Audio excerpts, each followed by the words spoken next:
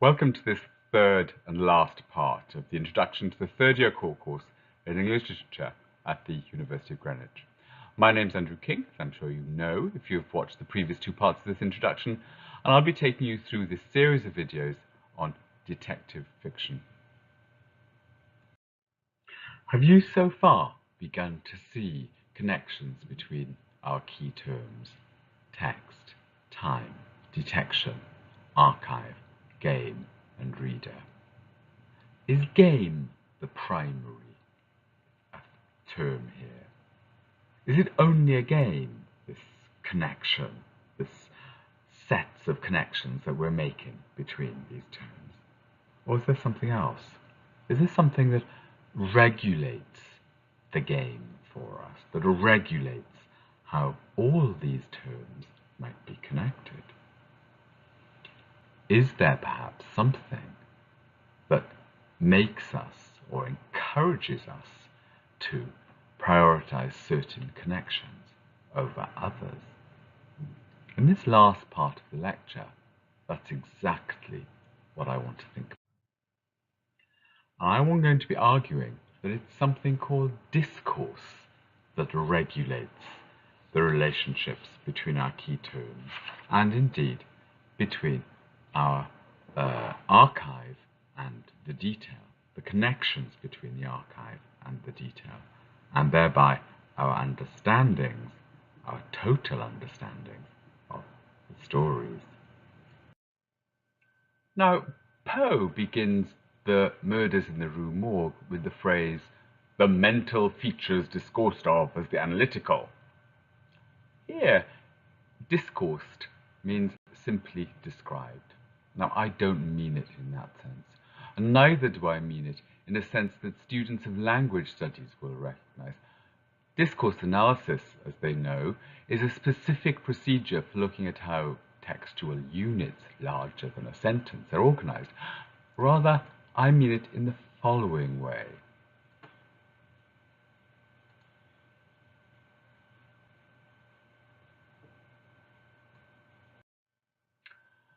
Note, above all, how I'm stressing the repeated. Describing something in a certain way once doesn't constitute discourse, but when it's repeatedly described thus, maybe in superficially different ways, the underlying rules that determine how the thing is described, the limits on how the thing can be described or thought of and still be convincing, it's that constitutes discourse. Now, this isn't my idea. It's a very famous notion derived from one of the most influential thinkers of the late 20th century, Michel Foucault. Discourse, for him, was connected to what we think of as the truth of something. It's true, for example, that killing someone is a crime. When we call that killing murder, we automatically assume it's a crime. But in some societies, killing someone may not always be a crime. Just think of capital punishment. Unless you want to condemn capital punishment, you don't call it murder, for example. And this raises the issue of the difference between law and justice as two forms of discourse. Capital punishment may be legal in some countries, it's not in the UK. And whether or not capital punishment is legal in terms of justice, those who argue for the death penalty think it's a just punishment. They overlay legal discourse with the discourse of justice. While those who perhaps live in a country where the death penalty is legal and who think the death penalty is never just, separate out the discourses of the law and justice. For the one, the criminal is defined by his or her wickedness, his criminal act. For the other, the criminal is defined by the possibility of the criminal's reform and redemption. This is something we'll see in the last set text, Kate Summerscale's The Wicked Boy. The important thing is that discourses can, to varying degrees, overlap. They may characterize different disciplines, but they're not totally separate. Discourse is always concerned with power, keeping certain social groups in power and others disempowered. So, for example, the Poe is clearly, the Murders in the Rue Morgue is clearly, it clearly operates in a manner which automatically assumes that men have power and women and orangutans are subject to whatever men want to do with them. The sailor, Dupin, and the narrator are on one side, the murdered women and the orangutan, the voiceless, are on the other. Think about the social groups there. They may not be obvious, but there's gender is at work here. And the whole discourse underlying the logic of the story as a whole is distinctly masculinist. The discourse that the story derives from is masculinist. Now, what enables me as a man to comment on this, or to denounce the story, if you like, from a feminist perspective? I'm not a woman, very clearly from my voice, I think. Remember that we are not confined by our biology, and also that almost all of us belong to several different social groups at once. You are not only a student, you are not only a 20-year-old woman living in Woolwich in a one-bedroom flat. You are also a worker, perhaps, in an office. You are also a student of English literature. You are also perhaps the carer of a child, and all of these different aspects of you, and there will be many, many more too. All of these different aspects come together, and once we, not just you, but we are producers of multiple discourses at once, maybe even in the same sentence.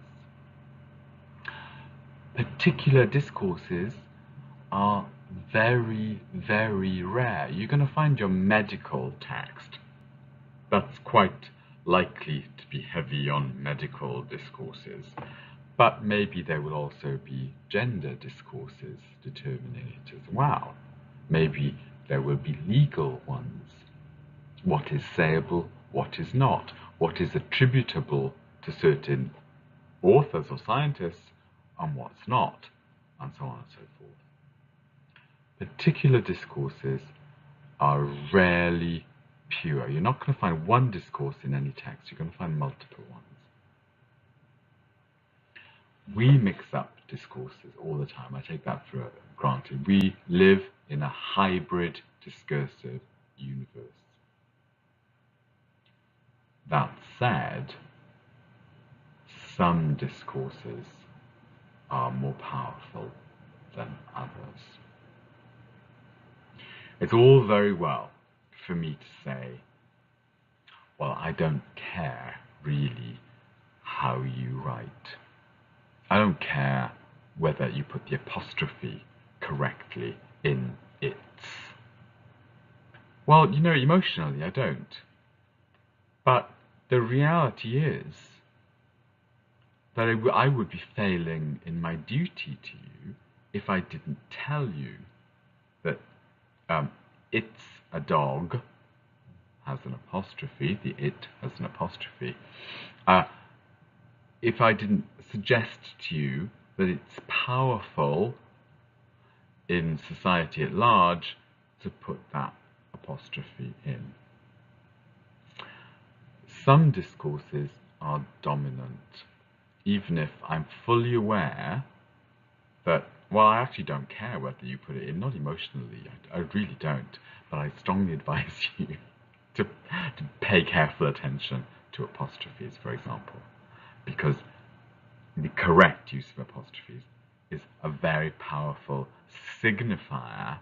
It's a clue that you are an educated person and that you are able to do a variety of well-paid graduate jobs. Now, it's a representation. It's not who you are. It's not an indicator of your real ability.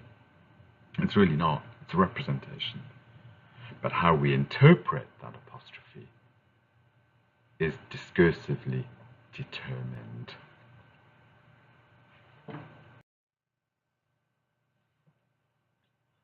Look at this. Truth isn't outside power or lacking in power. There are techniques and procedures, methods. Poe's word is methods. Accorded value in the acquisition of truth. The status of those who are charged with saying what counts as true is fundamental. I'll leave you to read these long passages yourselves. Pay them careful attention. Truth is a thing of this world. It is produced by virtue of multiple forms of constraint.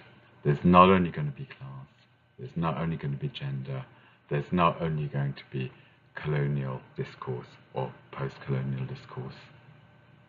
Maybe all of these will operate together to create multiple forms of constraint.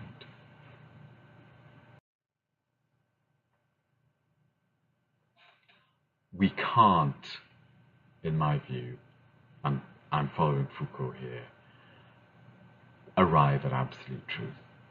That's the promise of detective fiction. That is the fiction of detection. We can't arrive at absolute truth. What we can seek to do is, as Foucault says here, seek to uncover how power manipulates truth. We can seek to detach the power of truth from the forms of hegemony. That's all we can try to do. To do otherwise is a fiction of detection. All we've got is a method of detection. We're not going to arrive at perfection. Now, in this last section of this part, there's a final twist to my tale. It's a challenge to you that's actually fundamental to all our reading of literature in the world. A lot of this course is concerned with the difference between the discursive archives of law and justice that we draw on to make sense both of the world at large and, of course, detective stories.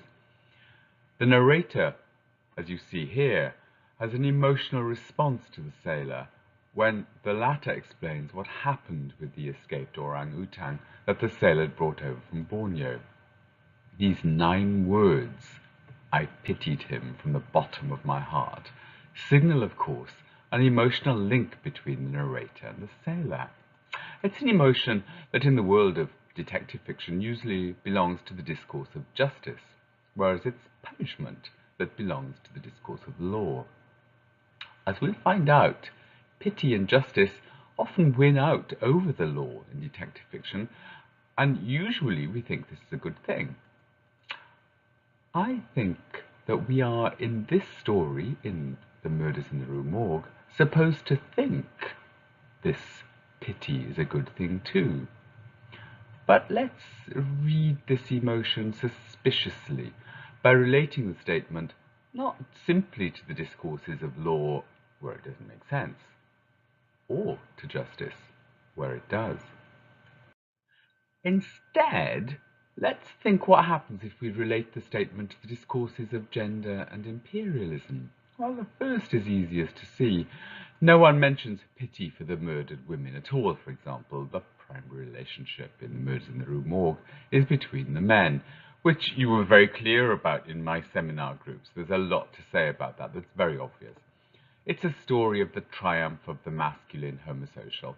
Men gang together to look after one another at the expense of others. In terms of feminism, this is not, of course, justice. But you remember that discourses aren't entirely separate, but as I've said, they overlap, they seep into one another. The murdered women get no justice. But what of the orangutan? This creature brought from an imperial French colony of Borneo in a cage to be exhibited in a completely alien environment for the amusement of the public. Does no one pity this creature? Is it beyond pity and the discourses of law and justice? Well, what does Poe tell us about it? Well, it would be no surprise to you, given what you know about Dupin and the narrator's love of books, that it's a book that helps them solve the crime. Dupin shows the narrator a volume he simply refers to as Cuvier. Poe assumes all his readers will know who Cuvier is. He was, in fact, a French scientist, very famous for having categorized the animal world. The orangutan appears, of course, under the mammals, and here's an illustration of it. It looks quite sweet, doesn't it? Rather more of a chimpanzee than a terrible beast that murders women in brutal ways. Cuvier's Le règne animal was quickly translated into English, and here's the relevant passage from a translation that was widely circulated on both sides of the Atlantic. I shan't read it to you. I suggest you pause the video to read, as I suggest you always do with long passages. What I will do is comment a bit on it, though, and you can see very clearly, I think, the emphasis on violence, and also on how the orangutan's captors tormented it. Well, wouldn't you behave like an angry child if you'd been captured and transferred to a totally alien environment and then tormented? And just have a look at this. Poe could expect the readers of his tales to know this passage, since it appeared exactly the same 6 years previously in the same magazine as his story appeared in. Now, you'll say, very sagely, that you can't remember what happened in a magazine 6 years ago, and that's fair enough, to be quite honest. But at a time when print was scarce, magazines weren't as disposable as they are now. Just because an issue came out 6 years previously didn't mean that it wasn't still in circulation.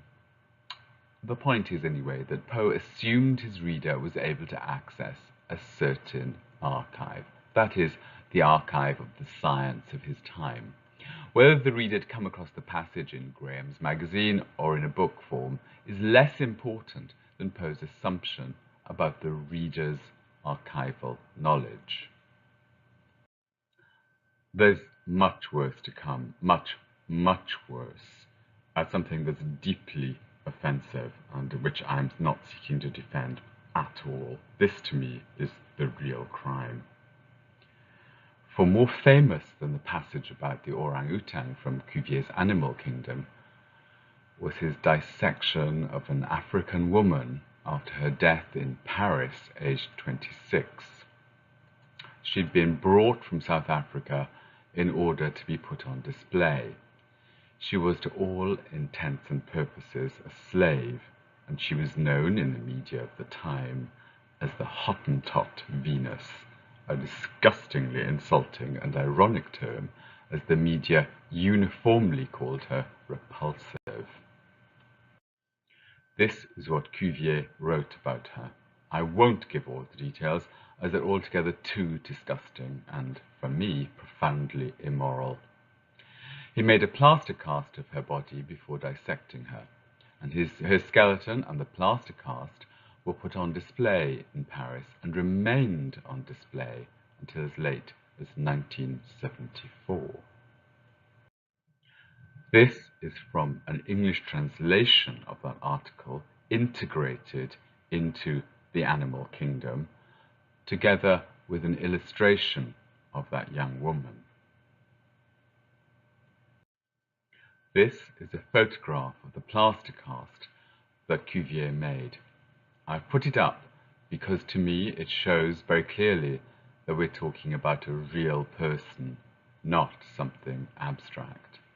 This slave that he compared to an orangutan, and which he says many more disgusting things, this slave for which Cuvier was most famous was a human being like us.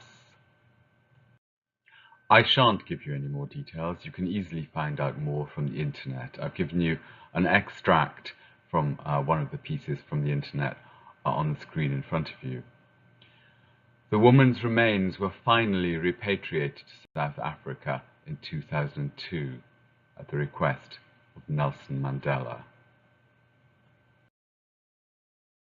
So the orangutan is connected in an abhorrent way through the mention of Cuvier, through reference to the Imperial Archive, to the Imperial Scientific Archive, to the poor young woman whose original name we don't know, but who's known now as Sarah Baartman. It's characteristic of the violent misogyny of the story, where the three men gang up against both Parisian women and a living object, throughout called it, without gender, brought to Paris for display and amusement. It turns out that the orangutan has associations not just of imperial raiding parties taking away livestock, but also, despite its apparent lack of gendering, with an African slave woman. It seems then that femininity is locked into the crime as both victim and criminal. No one mentions pity for anything feminine. The murdered women are just corpses, objects, and the murderer is an object brought to Paris to be put on display like the South African slave woman. Femininity, the feminine, inspires horror or opportunities for deduction by men. It's femininity and the feminine that contains all crime. The only pity here is by a man for a man, by the narrator for a man whose creature has killed two women, for a man who perhaps we think should be legally responsible for the deaths of two women and should be punished. Where is justice here? It's largely down to what discourses we draw on from our store of archival knowledge and how far we want to think of the text in its time or out of its time. Is how we interpret the text merely an abstract game, or does it have real-life consequences? To me, very much the latter. It's discourse in general and discourses in particular that regulate the relationships between our key terms. It's how language determines what we can consider true, or at least likely, that permits the relationship between text and reader, how the reader reads a text in time, what archives we readers access in the game of detection. Now, discourse isn't outside these key terms. It clearly belongs to the archival, for example, but it infects and regulates everything. Discourse is like a bacterium that spreads through everything, determines the name of the game, how we are to detect, what we are to detect, what we are to consider text, who the readers are, and how we or others are to read text. Are we victims of a criminal, or at least oppressive, discursive system then? Well, no. Discourse is like a bacterium that potentially damages us, but without which we can't live. For the fact is that there are various discourses that conflict with one another and give different understandings, different ways of arriving at what is true and what's possible. It's our awareness of those different discourses that can empower us. We don't only have to read as an author or a professor wants us to. We don't have to read obediently. Of course, as I said at the beginning of part 1 of this introduction, it's only a fantasy, a fiction, that we can detect everything. That includes detecting all the discourses that regulate us. But I do believe we have to try. Think of the ethical imperative that underlies our search for the implications of quoting Cuvier to solve a crime. What does it mean when we do archival work, contextualizing that apparently very simple statement about read Cuvier and tracking down the horrible misogyny and the racism that underpins the murders in the Rue Morgue at all levels, not least the apparently justice-filled, forgiving statement, "I pitied him from the bottom of my heart." Perhaps this 1840s text seems distant from you. Its language is very unlike our own. Or we'll encounter the same kinds of issues again and again throughout this course, gradually bringing the text and the language closer and closer to today, until at the end we'll find a woman investigating a terrible crime from the past and realizing that the criminal can be touched, can touch us, that the story can be touching. I believe that we do have to enter into the game of detection, at least partially. We don't have a choice. If you want to be totally disobedient, rejecting all discourse or perhaps clinging to just one, why are you doing this course? Education's about throwing yourself into the spirit of your opponent, or at least of another person, considering what is at stake for that other person in making the statements they do. It means expanding your discursive universe. Whether then you want to seduce an opponent into error or hurry them into miscalculation as if you were playing a game of drafts is up to you. That's an ethical decision on your part. There are alternative ways of thinking about life, and indeed about detective fiction, than as an antagonistic game. And what I hope our study of detective fiction will do is to encourage you to be aware of the choices, the discursive choices open to you. This, to me, is the deepest application of the skills we're learning on this course. The next text on the course is Henry Dunbar, a sensation novel by Mary Elizabeth Braddon. We'll focus much more on the text from now on after this very general introduction. I look forward to your next visit to the videos, and I hope you find them useful as an addition to, and not a replacement of, the face-to-face lectures and seminars we offer you. Looking forward to seeing you.